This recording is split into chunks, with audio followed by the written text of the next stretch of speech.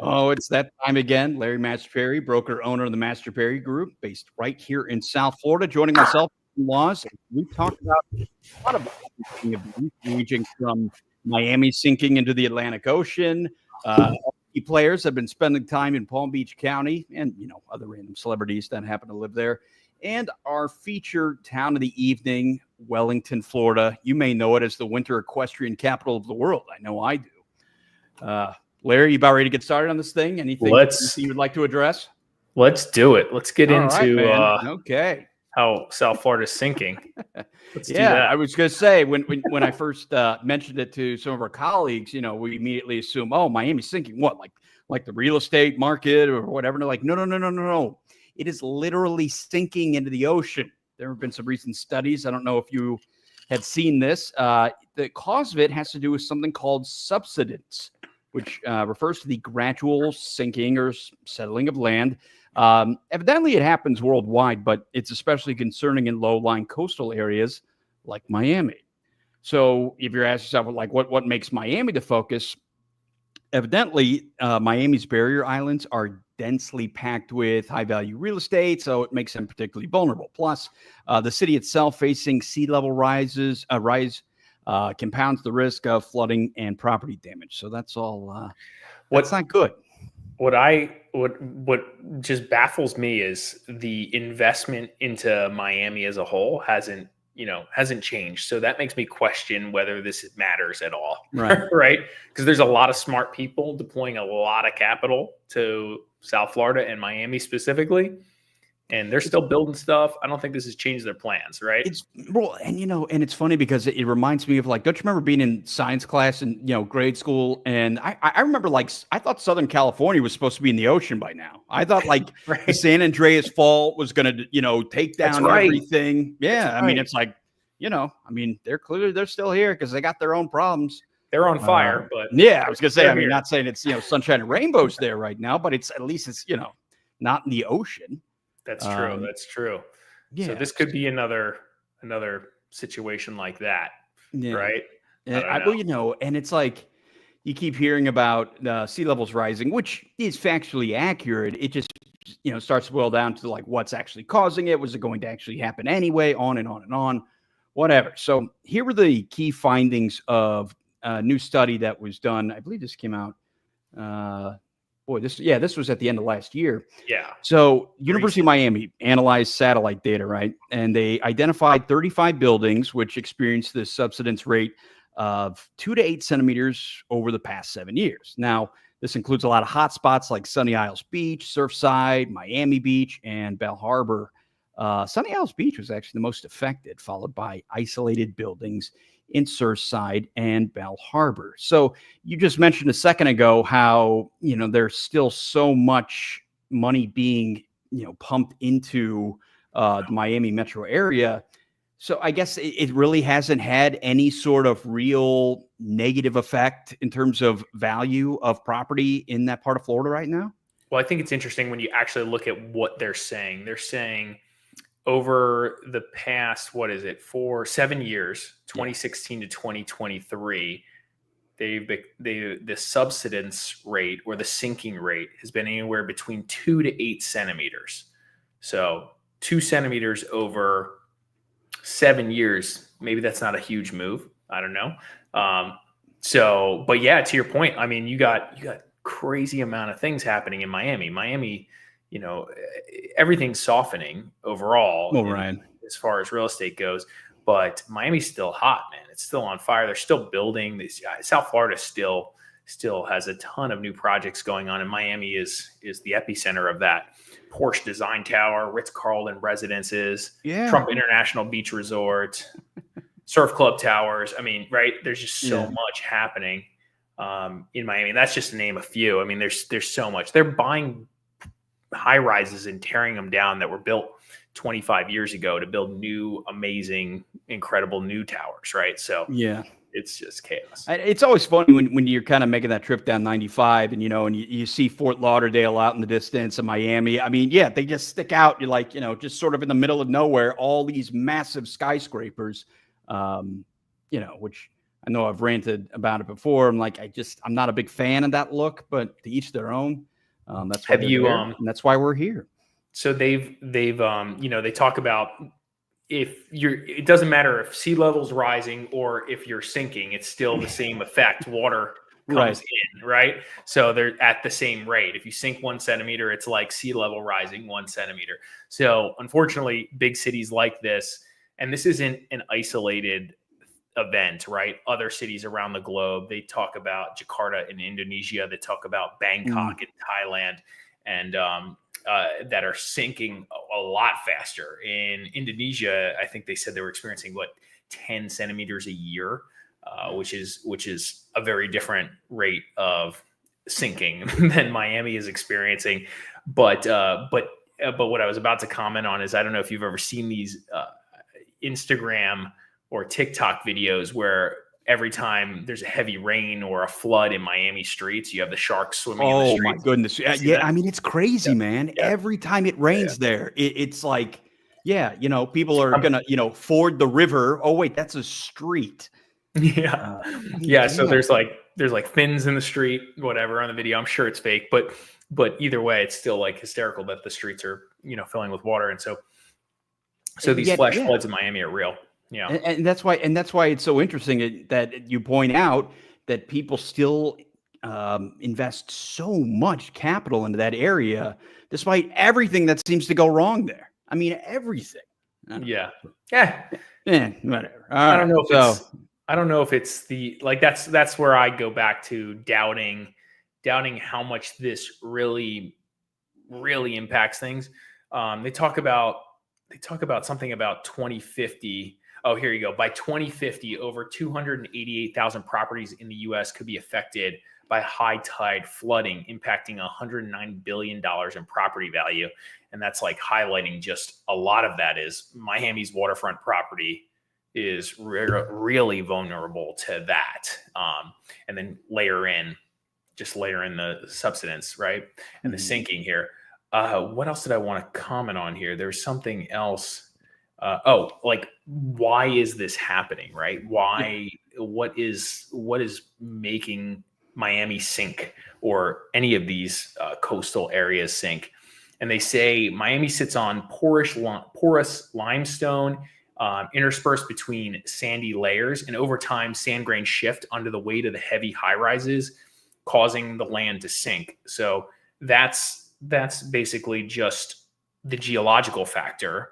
And then there's tidal flows that are pulling sand and debris or water or dirt out that's helping it sink, on top of just like the constant building and the pressure of all that concrete being put on top of this land, which is kind of interesting. So vibrations from construction disturbs that sediment layer, right? So these are the contributing factors, or what they suspect will cause this sinking in Miami. Right? Which, I always kind of found that interesting, the dynamic that you have these massive buildings, in Fort Lauderdale, in Miami, because, I think about New York, I think about Chicago, they're built on that bedrock. I mean, when you think of like somewhere like Florida, it's like, bedrock what? You know what I mean? For as far as I know, it's like everything is sand, or in this case, limestone. So, it doesn't even feel like hindsight to see some of those ginormous buildings slowly 2 to 8 centimeters at a time over 7 years, kind of sinking. So anywho, so Miami's sinking into the sea. That's the conclusion. Boca Raton's going to be waterfront property. That's true. That's true. So I guess, well, I was going to say, so I guess, I mean, in theory, by 2050, the real estate in Palm Beach County may go up that much more, Yeah. I'm going to pull this up. If I can find it real quick, we can talk about it. Just popped in my head. Flood maps for Florida. Right. If you look at the 100-year flood maps, it's kind of interesting.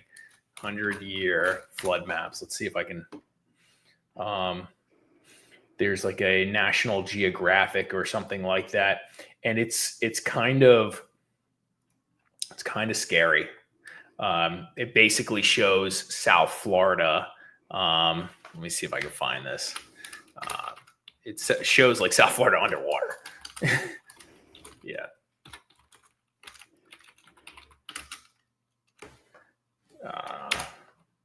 Let's see.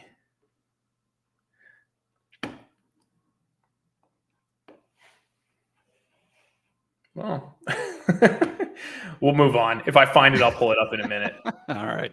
Yeah. So yeah, like you said, 2050, world's going to end, details at 11.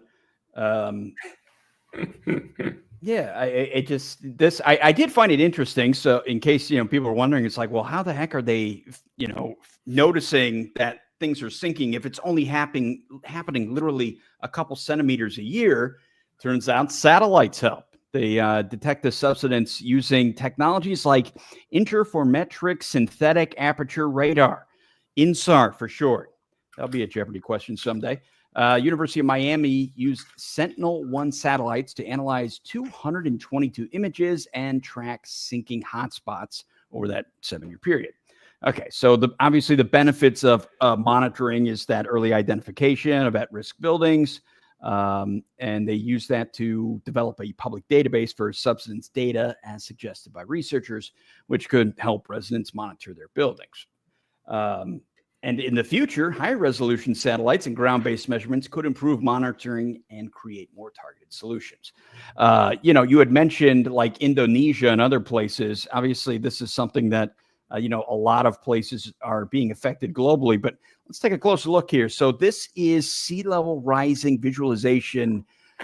Does it say on this how long that's been? This is like 100-year map or something.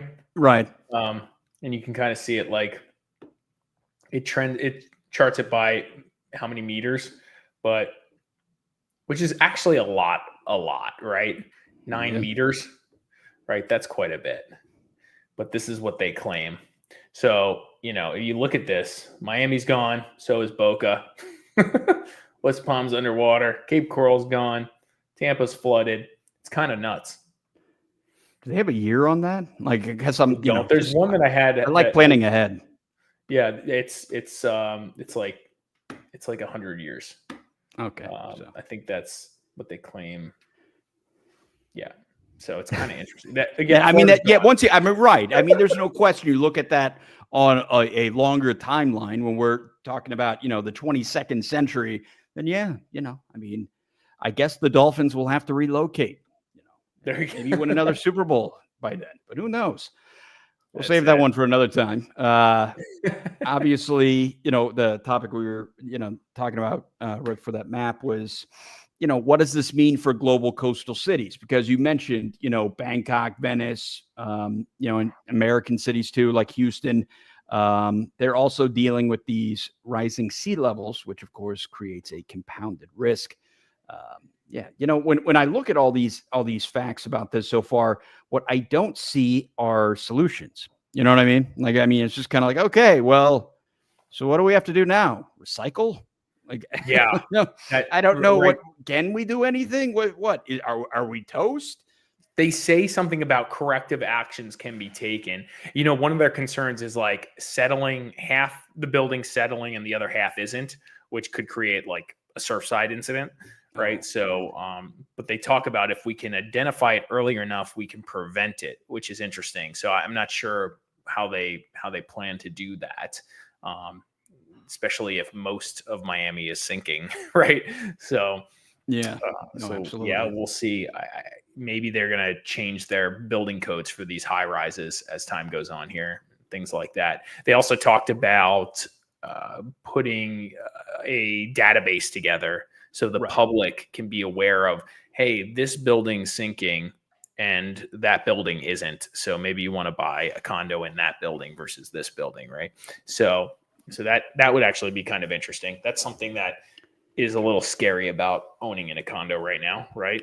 In the next 5 to 10 years, you could be very aware of if your building's sinking or not, and that could possibly affect your value quite a bit, and you might not even have known that when you bought it today, as an example. So, okay. Yeah. Here's a question without going too far off the rails, but I've been thinking about this a lot. You mentioned the condos. in a case of something like Surfside, obviously, that is somebody's home, like they own it technically. Are you just what happens after that? It's just the money it's gone. I mean, you've cost yourself a couple $100,000, whatever it was. I mean, I'm I guess guessing they sold the dirt, right? They sold the yeah, dirt to a developer. So whatever that dirt was worth, I'm guessing it was divided between the owners of the condo building, right? right. That would be my reaction. So Okay. I just, because when I'm looking around and I see, again, when I drive by your place stuff and I see that they're clearly doing real renovations on some of the condo buildings. And I'm just like, so what? I mean, I'm like, what happens if it did go down? I mean, is everybody just kind of out of their investment? I don't know how this works. It's a bad day. There's no question that's a bad day. Nobody's going to win there. Yeah. Right. All right. Anyway, that was my thought. Moving on. As kind of we put on the teas and everything else, if you haven't been keeping track, a lot of notable people have been, relocating to Palm Beach County, be it Palm Beach or up in Jupiter, any number of places, which of course traditionally have been people that are just looking to retire naturally. And that's still, the case with some of them, but a lot of them it's not. And Larry, you've done a lot of videos talking about this, how the average age of people, be it in Boca Raton or really, Palm Beach County as a whole, the median age has gone down quite a bit over the past, at least 5 years. I think we're now in the 40s, right? Which, I mean, that's unheard of, I mean, Boca's like where you write out the golden years. It was average age was 75. Was it real? I mean, no, I'm joking. I'm saying if you said that, I would absolutely believe that. But here we are. I mean, I'd expect like Fort Lauderdale, Miami, obviously to be a much younger demographic, but as it has slowly spread over the past few years into Palm Beach County, you start to see some of these high profile names, which we've put together a list here. It's interesting. It is interesting. Some of the people that continue to not only invest here, be it to like flip homes and such, but I mean, actually, live here. It's like, why be cold when you don't have to? That's the way I see it. So true. Well, I mean, because right at the top of the list we put together, we see Tom Brady, obviously, winningest quarterback of all time. For people who don't follow the NFL, he wins those 6 rings in New England. He comes down to Tampa Bay, and wins another one, and goes through a. I don't know if I'll call it a high-profile divorce with Giselle. If it wasn't for the roast, I don't even know how many people actually really would have known about it. But it's like, and he's a California guy originally, so it's not like he has a lot of local ties. He's not only has he continued to stay, I think he's gone across to Miami, but he's I guess done a bit of investing in Palm Beach County. I know he's purchased at least one property in the area, which is one that who knows if he's buying it just to flip it or just invest as an investment, whatever. The one that caught me a couple of years ago, and I remember when this went down, was Sylvester Stallone moving to Palm Beach because I think he was kind of at a point where he was actually looking to retire, just kind of getting away from the crazy Southern California, LA, Hollywood lifestyle. I mean, it's funny the things the guys had to go through. If you recall, I believe this was like 2019. He wanted to have like a privacy gate on at his front. I guess he had, a big gate over his driveway, and you got to go through like all kinds of HOA things to get something like that approved, where, I'm sure when you're in LA, you get something like that taken care of immediately. So Sly Stallone, a big fan of the last and next president and Donald Trump. So, that didn't hurt him either. Yeah. Well, I'm saying, I mean, he's said a lot of nice things about him, which never hurts when, you're the guy in the office. And speaking of which, you had Ivanka Trump and Jared Kushner. Yeah. Makes sense for them to live here. I mean, just so many of them had just acquired property. Now, the ones that I find interesting are all the golfers. Now, if you follow professional golf at all, there's so many golfers. I mean, it's like, I kid you not, you probably go down the entire list of active PGA members. I mean, everybody has a property in Jupiter. Be it if you're from there or if you just have a place there, to work on the off season. One of the guys I think of, just because, we've crossed paths a few times over the years, stuff, is Ricky Fowler. He's a California guy. He's got a place in Jupiter. And then you got ones that were born and raised there. I mean, Brooks Koepka grew up in that area and naturally you stayed. I think of Dustin Johnson with his wife, Paulina, the daughter of Wayne Gretzky. So I mean, like all those golfers there. So, you got so many athletes on kind of the north side of Palm Beach County. It's not alone. I mean, you got Tiger Woods too. Michael Jordan was the one that kind of surprised me. And he's quietly been there for a while. That's why one of the things that I find so funny about this with all the people that relocate to Palm Beach County, it's not like you see them out and about, you're not like looking in the tabloids like, oh, there was MJ out at the big club in Jupiter or where else, wherever. I mean, people go there like, because they just, I feel like they're low key. They're low key here. Yeah. And then you have Tyson. He just recently purchased a property in I guess unincorporated Delray Beach for $13 million. To give that perspective, I believe he made an estimated $20 million from that fight with Jake Paul. Oh wow, yeah, that's right. Yeah, that's fight. Right. So I mean, hey, so he's still got a nice payday. And I spent all that money on this $13 million property he bought here. It must be. I was going to say, it must be nice. He bought in Delray, right? So that's kind of interesting. And that's just, I mean, Delray has become a bit of a popular place for the famous, right? I was hanging with who came to tour one of our properties, Kevin James, right? Kevin James was running around here. So he owned in Delray, but now he was looking at a condo with me, which was pretty cool. And so you got famous people touring. You never told me about this. When were you hanging out with Kevin James? He came to tour one of our listings. Yeah. Recently? Yeah. Pretty cool, right? Yeah, that is cool. You never told me. It was cool. I feel like you know somebody. Yeah. I didn't even he was so chill. I didn't even realize it was him for like 5 minutes until. What do you mean you didn't realize it was him? I mean, he's a pretty recognizable guy. Yeah, but I was like, I know this guy. And then he was like wearing a hat or whatever. And he was just like, it was just wearing a hat, lost weight or something. His name, his stage name is different from his actual name, right? Oh, so it wasn't like when we put him on the gate, it was like, oh yeah, Kevin James, Well, I was going to say, and I mean, a kind of a, note, stage names, if you want to know if somebody has a stage name, generally speaking, if the last name is a first name, not always, but generally it could be, I'm sure you can look at what Kev's real name is, and clearly you know it. It could be like Kevin James Smith, but I mean, that's like, that's like actors, that's like, TV, broadcasters, you name it. That is such a common thing. Yep. And wait, who else bought down the street? Billy Joel. But he's been here for a while. We haven't talked about him a whole bunch on here. Yeah. And he's got a concert. I know he's got one at the Kravis Center in West Palm Beach sometime this year. And Vanilla Ice is a local. He's been around a long time. Yes, we will talk about Vanilla Ice. Hangs out in town. Yeah. Yeah. Well, and he's a perfect example. Now, that's a guy, and he's been doing this for some time. I mean, he is all about buying and flipping properties. Yeah. He's into real estate. Yeah. No, I mean, and because I had to look it up, I was curious. I know he was Vanilla Ice was working on a craft brewery, which he's still doing.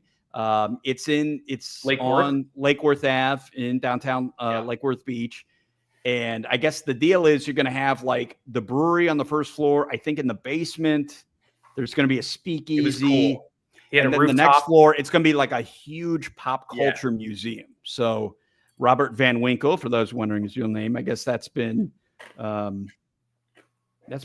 Yeah, he's been doing a lot of that over time. Now, one of the other ones that I thought was interesting because he had purchased a huge property in Wellington. I think in 2021 was Bill Gates.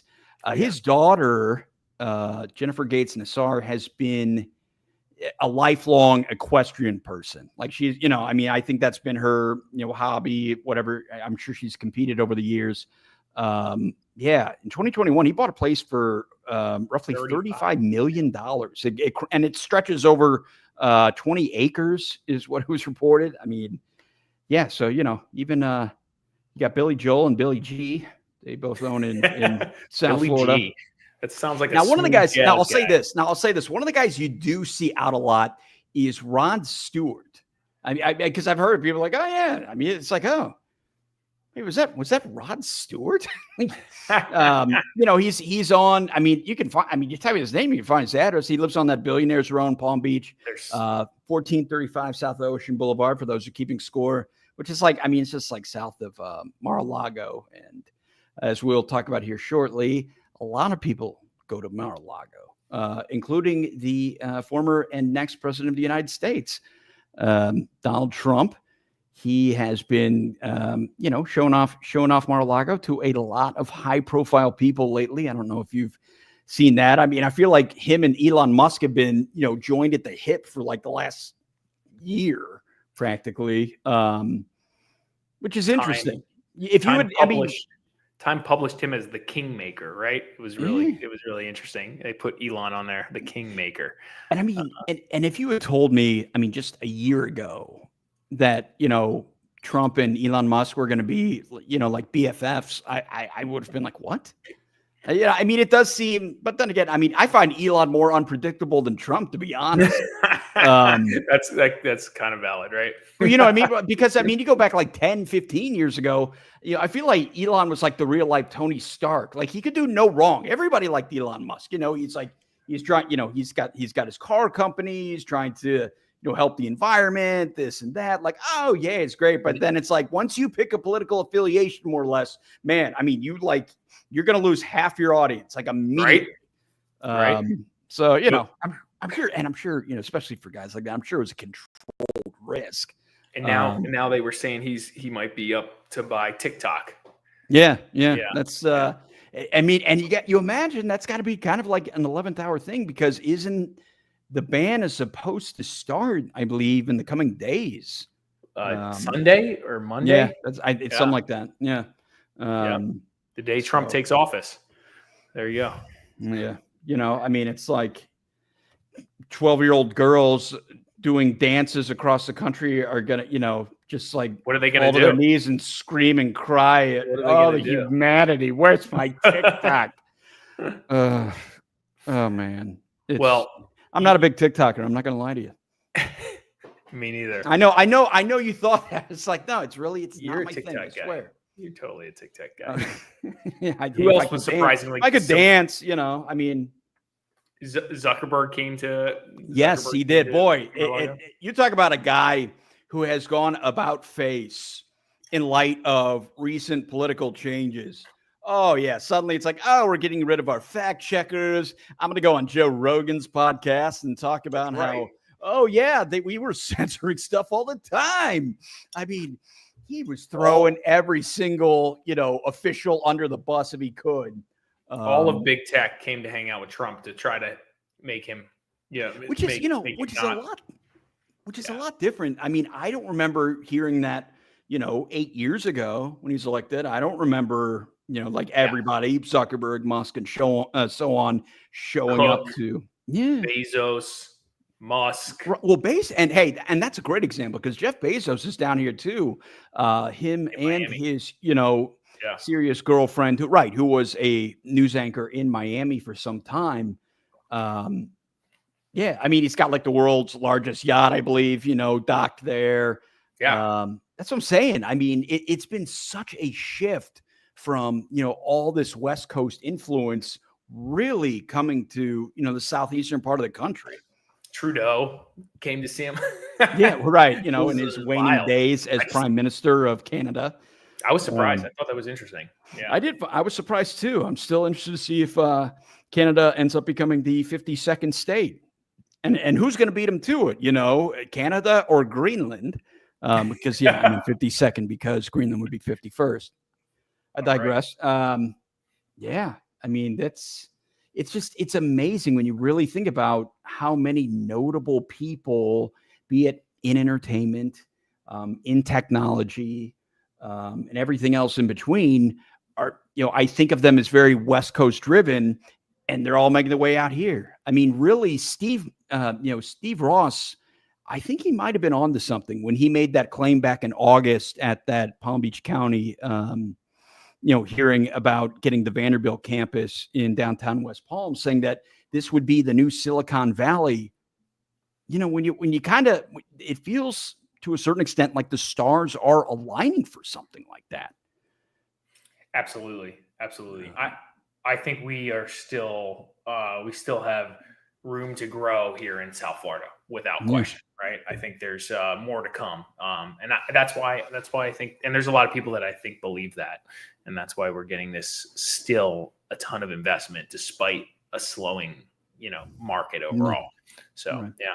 But let's talk about Wellington, which is what we came to do, right? That's what we came to do after, hitting on some of the other hot topics right now. I know Wellington is one of your favorite places. It's like you go on and on all the time about it. Like, dude, I get it. I know it's nice. I've been through there. It's like I used to go to the mall there sometimes. We've sold a lot of homes in Wellington, so yeah. It's a beautiful area. Yeah. And what I find fascinating about it is, Wellington is not just the horse farms and stuff like we were mentioning, with Bill Gates and his daughter and those huge spreads. Now you can find it. I mean, they're there, but it's not like exclusively, all that stuff. I mean, they have normal, neighborhoods like anywhere else. I mean, I guess according to the numbers, there's over 61,000 people roughly in Wellington, Florida. So, which is a good size, but it's not huge. I think Boca Raton is like 100 or something like that, right? So it's a decent sized population, right? I think this is more like a Parkland size. I think we said, right? That sounds about right. Yeah.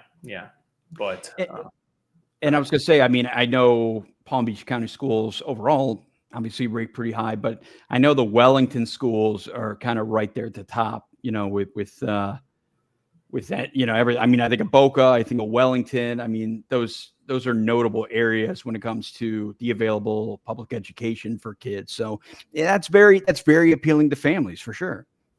And moving to South Florida, said Wellington is like Boca, but West. That's a good way to describe it. I think I usually say that to clients that are looking to or trying to understand the area. It's kind of like that, right? It just doesn't have the beach, and it has its own thing going. The equestrian thing is huge in Wellington, right? And we are actively in the equestrian season right now. January is the kickoff. So yeah, well, let's talk about Wellington's origin story, right? Which is interesting. Every city down here has a unique origin story. There's a guy named Charles Oliver Wellington. He was a businessman, and he bought this land, the Wellington land, in 1950, right? Or in the 1950s. And he established it as a planned community, and from there it was named Wellington, which is kind of interesting. Yeah. Obviously the equestrian's a big deal. I wonder if we're too late, given the expansion of the United States, but how does one go about getting a town named after them? You know what I mean? Like, you don't get a lot of new cities anymore. It's like, no, I'm going to hang out. No, it's like, I was born and raised in Mastropieri City. Loved it. You never have that anymore. So you want to know something, John? I grew up in Lawrenceville, and my name is Lawrence. There you go. Technically, they named it after me. I did not know that, but now I remember it. Yeah. I mean, and you look at some of the, rankings going back to the education and everything else. I mean, they have Wellington on the list of top 50 places to live for families. Oh yeah, that's right. Yeah. According to Fortune magazine. So, they never just throw together random lists or anything. That's pretty solid. That is solid. It is a very nice community, when you go through there. It's great for families. That's for sure. That's for sure. Good schools. That's why we usually say Boca and Wellington are similar, because Boca has great schools. Wellington has great schools. One of the tricks that I usually tell people when they're thinking about moving to Wellington is same with Boca, but if you have a school preference, you need to be careful where you live in Wellington, right? Not every location in Wellington gives you all the Wellington schools. Sometimes you end up in the Palm Beach schools, So there's here. I'll Okay. show you. Oh, wow. Yeah. I didn't think of that. Interesting. So if you're clicking around and you want to see Wellington, this is Wellington on the map right here, right? So this part of Wellington, if you go straight up and down here, most of this goes to the Palm Beach High School. And one of the cool little things we have here is this. So just west of, what is this, 441? Yes. You can see here, you can see this is, here you go, like this area, Palm Beach Central High, right? And then you go across 441, well, that's Palm Beach Central as well. Look at that. Palm Beach Central. Look at me. I'm really a mess here. Okay. Wellington community. There we go. So it's actually more than just 441. It's everything like east of where the mall is, etc. This is all now Palm Beach Central versus Wellington community, right? Which is kind of interesting facts for you guys. I was going to say, and to answer the question here, which is older, Boca or Wellington, I'm pretty sure it's Boca because I believe 2025 is the 100th anniversary of Boca. And you said, back in the 1950s, that was when Wellington was named after Charles Oliver Wellington, who, originally bought the land. So, yeah, beat him by a quarter century. So that is very true, John. Point goes to Boca. Yes. Wellington was chartered in 1995. So it was actually chartered in 1995. Oh, wow. According to our AI overlords. Yeah. So, yeah. So, I feel the need to mention at least once more the Winter Equestrian Capital of the World and the events like the Winter Equestrian Festival and International Polo Club. There's a lot of, if you're into the horse activities, I mean, there is a lot of stuff there. I definitely recommend checking it out. It's very interesting. And once again, if you're like a high profile, wealthy celebrity, in this case, Bruce Springsteen, his daughter also is very much into equestrian and has a home in Wellington. So, that's what an expensive hobby.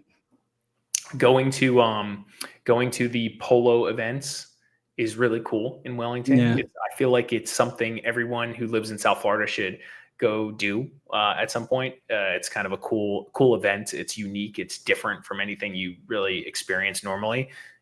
And so if you go to Wellington, there's like drinking, there's like everybody's hanging out. It's a very neat, unique experience. So Wellington definitely has that. That's different from everywhere else here. So something to keep in mind. Okay. So, fortunately too, in places like Boca and Wellington, the crime rate is particularly low and ranks among some of the safer cities in Florida. In fact, it's, I guess, lower than 54% of the cities in the state. So that's good. John was also saying, I know we're jumping back and forth here, but John was also, moving to South Florida was also saying seasonal rentals are like 10 to 20K during polo season, which is, and you know what they get, well, it's a lot, but they can probably pay for it. That's why that's what they charge. It gets crazy from January, February, March, April, that window, you're in season. That's happening. Yeah. I mean, do you ever work with clients that are coming as more of a seasonal rental, or at least, looking to a place that they can snowbird? We do a number of rentals every season. Usually the strategy for when we list property, we start putting them on the market August, September, no later than October. And then they usually get absorbed by October, November. They get booked for maybe December, sometimes earlier, but December, January, February, March, and April, maybe that window. And then we do that for our clients every year, same thing over and over again, unless they find somebody that comes down every year. And then sometimes they just go back every single year and just do it with them, which is great. And then for people who are looking to rent, that's usually when they start shopping and we start running around down here, and they're usually out of the area and we're sending them videos. Yeah. So it's a very common thing to do. Yeah, for sure. Okay. All right. Yeah. So here, what is, Hi guys, Pete from Canada. Do you have any thoughts on Plantina On County? Platina Country Club in Boynton Oh, Beach, which is located west of 95. I'm not familiar with that one. Are you? I mean, we've worked in there from time to time. I don't have any actually, I'll pull up some of the stats here so I can share it with you while we're talking, Pete. But yes, there's definitely a specific country clubs are for a specific buyer or occupant, right? So if you're looking for a country club, it's because you really want to be in a golf course community or enjoy the amenities such as tennis, pickleball, and the social events that are in there, and some of the community events as well, because there's a hefty fee usually to be in these communities. Usually there's a large membership buy-in, equity buy-in. In Boca, most of those membership equities now buy-ins start at about 200 grand. They've all come up substantially. In Boynton, there's still some that are a little lower than that. Some as low as 100 in some cases. I don't know what the buy-in is on this one, but I'm going to pull it up right now because we have access to all of it. So I'll keep you. We'll come back to this, but yeah, good location would be my reaction. Yeah, Pete. okay. So moving on. I say coming back to Wellington. I guess, wow. So approximately 21,000 housing units and a median house value of 863,000. Wow. That makes it one of the most expensive real estate markets in not only Florida, but in the entire US. But you already knew that, Larry. Wellington, relatively speaking, I used to say this all the time. Wellington is cheaper in some ways than like a place like Boca Raton, but not necessarily always cheaper anymore. And that's because of the equestrian thing that's going on there, and just how upscale Wellington has become over the years. And there's a number of very high-end communities that are specifically tailored around the equestrian lifestyle in Wellington. So yeah, you're seeing a high median home value in that area for sure. But usually what I used to say is you can usually get a little bit more home for the price in Wellington than in East Boca or Boca Raton in general. Because you're farther from the ocean.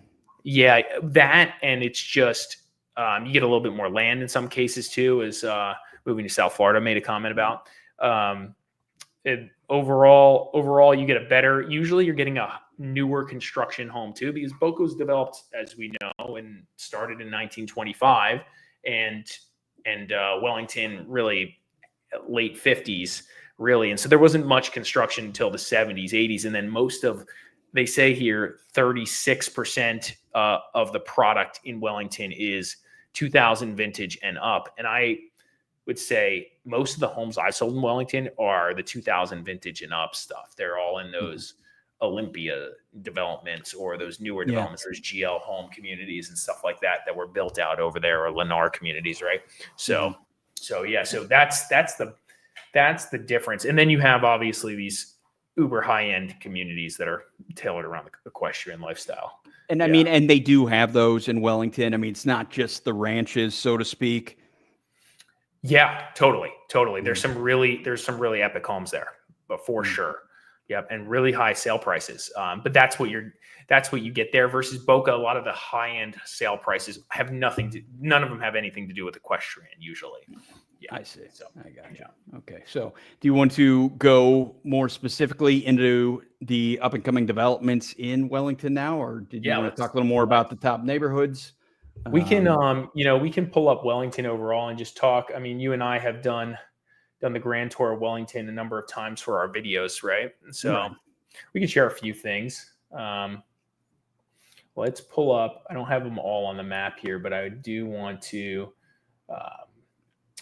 So Wellington Mall is right here. And one comment to make about Wellington Mall is it's alive and well, and it's nice, right? Yeah, I was going to say, I mean, I've been there probably within the last year. I mean, it's one of the nicer malls in the area for sure. Yeah, it's not like the Boynton Beach Mall, Pete.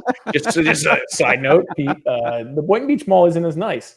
No. They're probably going to redevelop the Boynton Beach Mall, as we've talked about many times on this podcast.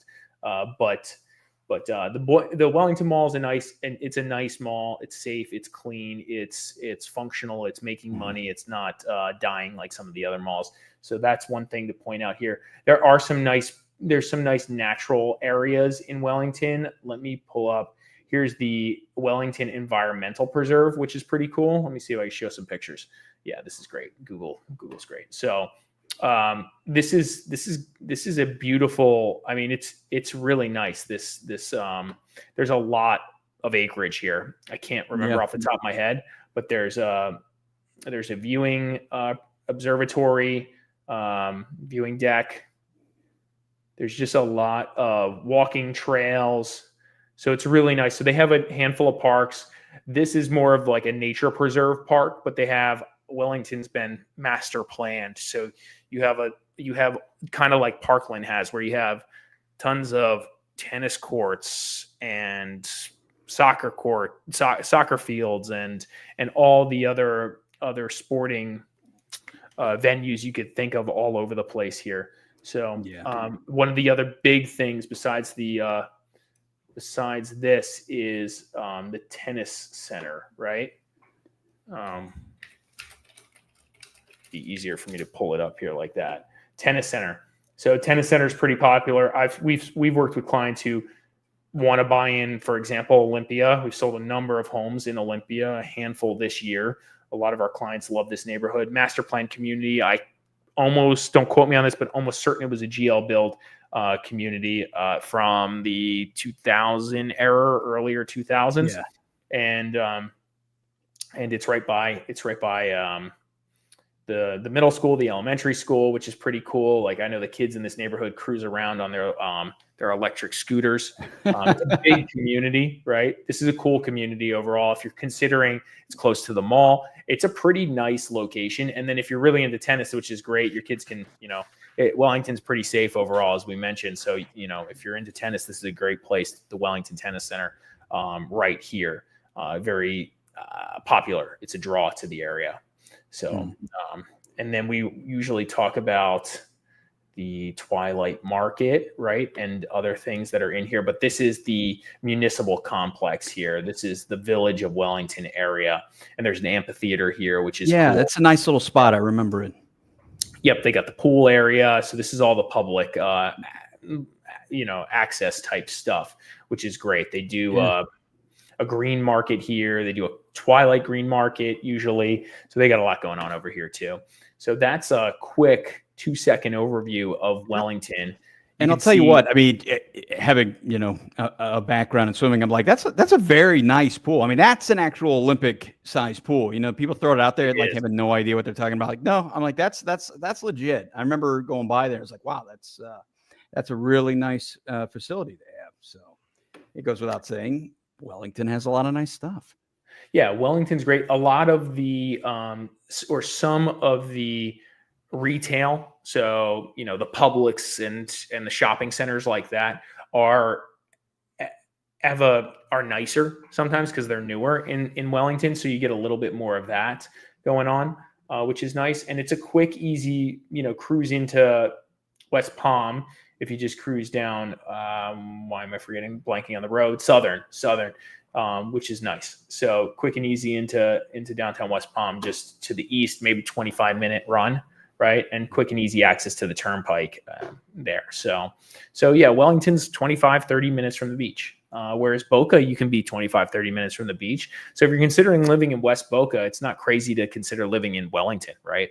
Mm-hmm. But if you really, really, really value the beach, you're probably trying to live in East Boca or one of these other eastern neighborhoods. I say East Boca because they have equivalent school ratings to Wellington. And so you're sacrificing, though, or you're spending a lot more money, or you're sacrificing the quality of home you're going to be in if you live in the East, right? So you sound like someone who has pitched that to clients in the past. I mean, I imagine people who come from the Northeast come down here. I mean, Boca, and then it's like, well, have you heard of Wellington? Because depending on what you're looking for, this is very comparable. It's always So if somebody's talking schools, Wellington always ends up in the conversation, and then we got to figure out, where are you going to work, and what do you want? So we go through this exercise a lot, right?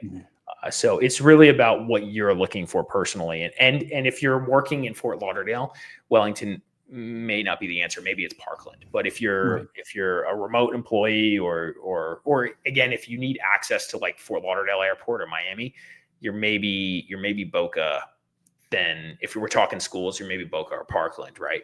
Versus Wellington. So these are the things we go through. But if you don't care about those things and you just and Wellington can work for you, it's a great option. And they're developing. And we'll get into some of this, but they're developing up here in the Loxahatchee area quite a bit. Yeah. I was just talking to somebody about that. Yeah. I mean, I imagine just because it's one of the few places they have still a whole lot of area to work with. Yeah. There's still some space up here, room for development. And recently not recently, but GL had completed a big development here. It's got to be 5+ years ago, 2015 to 2020. Arden, which is a big development, which actually sits right next door to the Florida power plant, one of the FPL power plants. No big deal. Yeah. But yeah, they developed Arden. They have some other large parcels that they're developing in this area as well. Right. That was in the news, if I recall. The power plant land they owned. They were trading with GL Homes, was it? That was different. That was farther north. Okay. That was a Palm Beach County owned property that they were talking about making that for water treatment facilities. Yeah, I see. Okay. Yeah, which they got turned down on. So that's not happening. So right. So anyway, we can. Yeah. Since we're still talking about Wellington a little bit, one of the numbers that stands out to me is I'm kind of looking at some of the statistics here. A vacancy rate of 10.62% of Wellington's housing stock is vacant. Does that number mean anything to you? Is that a lot? I don't. This is a stat that you're reading from a source that I would say, when we do our market analysis, that the stats we use are more interesting to me than this vacancy rate, because it's not clear to me what they mean by that exactly. Or how that math is done. Right. So, especially for an area that, during the winter months, yes, it's a huge draw, but for a very specific reason. Yeah, I'm hesitant to speak on that. I would say overall, Wellington mimics what we've shown in Palm Beach County overall, which is inventory is close to 2019 levels right now, and days on market are closer to the 80s, which is still healthy, and that's closer to the 2019, 2015 to 2019 stats that we saw pre-pandemic, and then prices are softening across the board everywhere. So I think, but prices haven't really come down. So I think Wellington is in the same boat as the numbers you and I reported, I don't know, a week ago or 2 weeks ago. So right. Yeah. Okay. All right. Well, I'm glad we cleared that up. So is some of the developments going on in Wellington, which it seems like there's still, quite a few. The residences at Lotus Wellington, which is located on the west side of State Road 7, north of Wellington Medical Center. Are you familiar with this place at all? Yeah, this has been in the news a bit, and so they've been working on this. So there's progress over here. Let me. So this is okay. This is what it looks like, or this is the rendering of what they're looking to do. So they got a lot going on here. Let me pull up the map here. So if we're zooming out, Wellington is here, which we talked about, right? And so. Right. This is right off 441. So Lotus is like a mixed use development project. All of this is involved in this mixed use project. And there's more than one developer doing their thing. So what we're talking about on the first half is like this southern half here. Here's the big lake. And this is what that is planned to look like. So here, this is even better. So check this out. This is the digital rendering of what they got going on. Say And that so video playing in the background. I'm like, that's a nice little rendering they have going they on did a there. good job. Yeah, they Yeah, did a that good looks job with good. this. Let's go. What's weird to me is this thing with Lotus. It's just throwing me off because of all the Lotus Right. developments GL has And which done. immediately is what I thought Yeah, of when you said it. yeah, and it's throwing me off because this isn't GL that's doing this. The name is It's Lotus. Lotus. In for everybody's reference, in Boca, GL Communities has built 3 Lotus neighborhoods, and they're spelled Lotus, right? Lotus, Mhm. Lotus Edge, and Lotus Palm. And so them doing this, naming it Lotus, is like, I don't know, throwing me off. But It's anyway, interesting because I have this is the first time I have seen Lotus on neighborhood developments that we've talked about on here. And I yeah, mean, it seemed like everything is dominated by GL or Toll Brothers or Lennar. This Lotus, this is the first one for us, I think.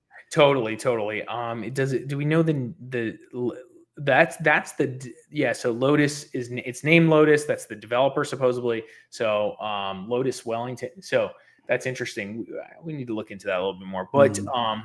But it's a 64-acre parcel, and they got a $44 million construction loan, and they started in 2023, and they're building 372 apartments in this area, amongst other things. And so they're expected to finish, I don't know, probably early 2026, realistically. Okay. So townhomes, flats, garden flats, they got all that going on there. They're getting after it and building stuff. This will be a cool little area when it's done. And to follow up to that, you were making comments about Lennar. Well, Lennar bought the northern parcel. As you can see, this is what I was showing you earlier. Lennar bought this northern parcel. And they paid $54 million. I'm sorry, is that 54? Well, they got a construction loan for $54 million. Yes. So, yep. Lennar drops $54 million for 172 home sites at Lotus mixed use project. So pretty interesting overall. They're getting after it. 100 single family homes, 72 townhouses is what the article goes on to say. And so that's $314 per lot, or $314,000 per lot. And this is hopefully they'll get after this soon. This was reported on October 10th, 2024. So a few months ago. So this will be another project. We need housing in South Florida, so this is good. We need some more supply because the prices are, high. Greg just made a comment. What did Greg say? I didn't read this. So hopefully Greg's saying something nice. Thanks, guys, for taking a deep dive into these communities. It's helping us narrow down where we want to start our next chapter. Well, Greg, reach out to us. We're happy to help you. If you want to talk more about this, we can talk all day about this stuff. This is just the tip of the iceberg. Greg said her daughter is in her second year at FAU and very impressed with South Palm. Very nice. Yeah, that's awesome. Yeah, South Palm Beach is awesome. So, Greg, just so you know, I went to Florida Atlantic University, and I came down here from New Jersey in 2005, and I never left. So I was very impressed as well. And part of the reason I didn't leave is all my friends stayed too, and they were all from all different parts of the country and the world. So we all stuck around for the most part, and it was great. It's been great down here. So now I'm down here 20 years. Yeah, go Owls, right? There you go, James. That's what I'm saying. Yep, that's great. And FAU, man, since 2005, Greg, FAU has changed a lot. The dorm I stayed in at FAU doesn't even exist anymore. Really? Oh yeah, totally. They've FAU, like everything else down here, developing new stuff. I will say, I mean, I haven't actually been to campus in like 18 months. I mean, I drive by there occasionally, but I mean, that was one of the things that stood out to me about FAU was how new, like seemingly all the campus buildings look. So a lot of my friends that I grew up with in the Northeast, they were all at different universities throughout the Northeast. And, all their dorms were like, old dorms. And they'd come visit me in South Florida, my dorm was actually old, but because it was like the last building that they didn't knock down there. But all the other dorms, everybody else's dorms in FAU were all like brand new, and they're like awesome. right? So they were like, man, this place is luxury, right? So compared to where they were living. So yeah, totally. James says there's an actual airport at FAU. I know, James, because when I try to fly my drone, I have to go through a lot of hoops. That's right. Whenever we photograph around, I was going to say, and Larry just happens to have a listing right by there, and you want aerials of it, and yeah, so that's always fun. Yeah, we can. We'll continue to, give our overview city by city. That's what we've been doing here. So we'll keep that going. But we'll get back to Lennar's building here and some of the other stuff that's going on because this is interesting. So Lennar's going to knock this out, which will be good. We need homes in South Florida because there's not enough, and inventory slowly creeping up, and this is helpful. But this is just I don't know, what do they say? Pissing in an ocean. This is not enough homes to support the population growth in South Florida. But well, I was going to say, you mentioned about building more houses to try to offset. In your professional opinion, I mean, do you think building more homes is going to be the difference here to try to, improve the status of the real estate home market affordability? Here? Yeah. I don't. I know in theory that sounds great, but it's like, I mean, you've been through the ebbs and flows of this process over the past decade plus. I think we're just it's just capitalism, right? It's gonna, capital markets are just gonna ebb and flow based on supply and demand, right? And so right now there's plenty of people moving down here. So, and affordability is not great. But so for people to move here, they got to get paid more. So that wages probably go up, or if they don't, less jobs come here, right? And so, or employers move here. So, and what a stoic answer. I know. I was going to say, I know that's a very complex answer. But since I'm like the 4-year-old in this conversation, I can't help but ask. Because I don't think we can't build enough homes to support that. Now, like in Homestead area, so south of Miami, they're building a ton of homes. That's a spot to do that. And then if you're looking more north, I mean, what's happening and why everything's getting younger here in South Florida is because you have the older population who is on a fixed income and looking for less density, usually relocating out of the area. So they're selling. And then the younger families are moving here for work or whatever, for enjoyment or the atmosphere or whatever. And so they're moving in. So that's what we're experiencing. And those families are not on a fixed income. They're working, maybe husband and wife working, whatever it is. And they want to be in South Florida for the opportunity or other reasons. And so that's why we're seeing that pivot to a much younger population, especially in Boca Raton, which has historically been like the retirement capital / mob hideout of the world, right? Yeah. I mean, seriously, old mobster hideout. Yep. All right. So, I mean, I noticed we've hit the 1 hour mark. Do we want to keep going with? We'll finish off with a couple communities here. There's only a few left, and then we'll call it for today, right? All right. So the next development we were going to talk about was, and I'll pull it up right now and just breeze through it. Here we go. So this is the next one. Now we've got Lotus, though. We got Lotus. Or from more familiar Lotus. I mean, it's not my Lotus. I don't know. So this is Cantor by Devasta, and that's the Pulte Group for anybody who's familiar with developers down here. So Pulte is a builder in the Florida market, and they've got a few projects going on all over the place, and they do a lot of times. I've seen Devasta a bit. Yep, for sure. They've built down here a lot of times, kind of like Toll Brothers in the sense of smaller builds. They're building. This is a 42 unit project here, and they paid $11.7 million for this dirt, just for reference, right? It's 22 acres, which is kind of interesting. So they got this project going, should be interesting. This is going to help again, but they're saying starting purchase price 1.5 million for this stuff, which is super interesting. So let's see where that goes. So I think it's 42. I don't think these are apartments. They are single family homes that are being built here. I think there's I think I have a thing for this. I was trying to show earlier, but it's stuck. So whatever, community overview. Here you go. So yeah, that's where it is. This is what it looks like. So they're putting up some single family homes in this area and expected a starting price of 1.5 million, which seems about right based on what GL is doing. I mean, GL, the cheapest home you could probably buy there is, they say 1.5 million, but I don't think so. And those are all at West Boca. And this is supposed to be completed in 2026. And again, so that's another Pulte Group project, which is pretty cool. And then we have the Farrell Estates, which I'll show you where this is. I got enough tabs open. So that's right by City Hall. This is not a bad location. I kind of like this.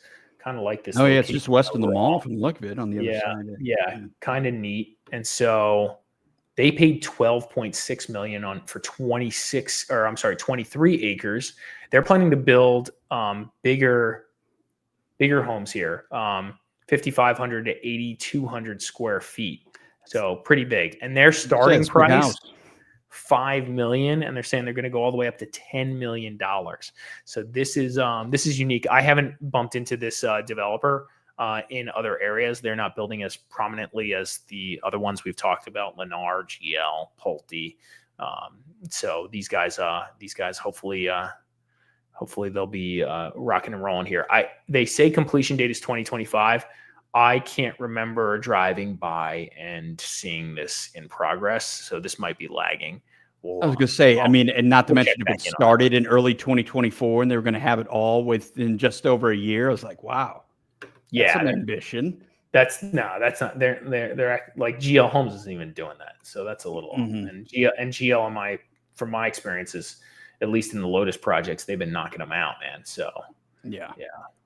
Let's see. I wanted to show you this. So this is kind of interesting. Here's the next project. This is called K Park Site to Mini Downtown. So this is kind of what they're proposing. This is another location, and this is the last development project that we were going to talk about tonight. And this is what they look like, right?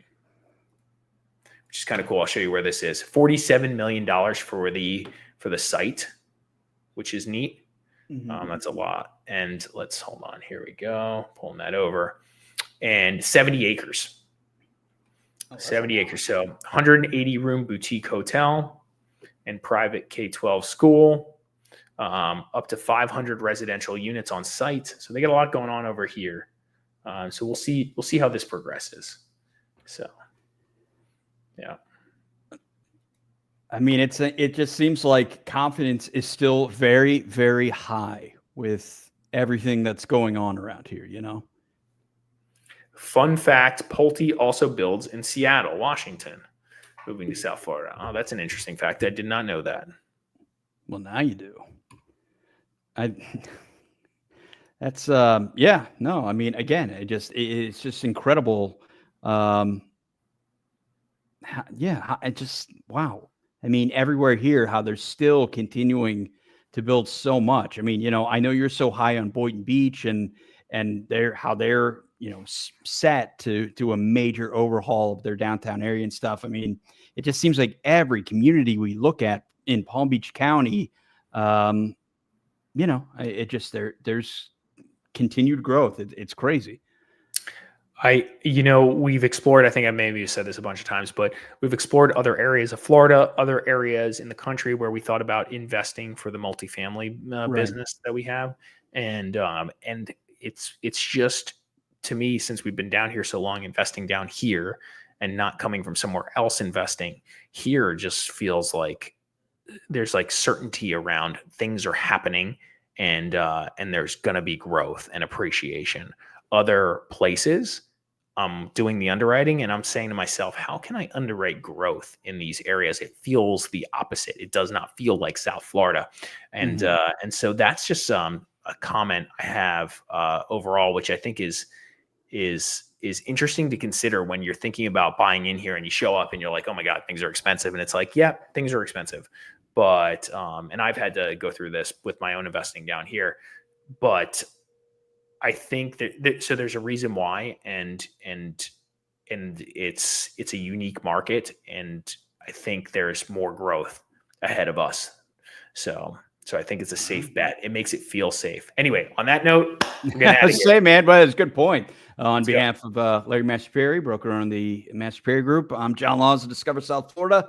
If you guys like this video, make sure to like and feel free to subscribe to Discover South Florida. Not only will we continue to do these lives every week, we put out all kinds of content to kind of keep you up to date on everything that's happening with real estate in South Florida. So I hope you enjoyed it, and we'll catch you on the next one. We're out of here.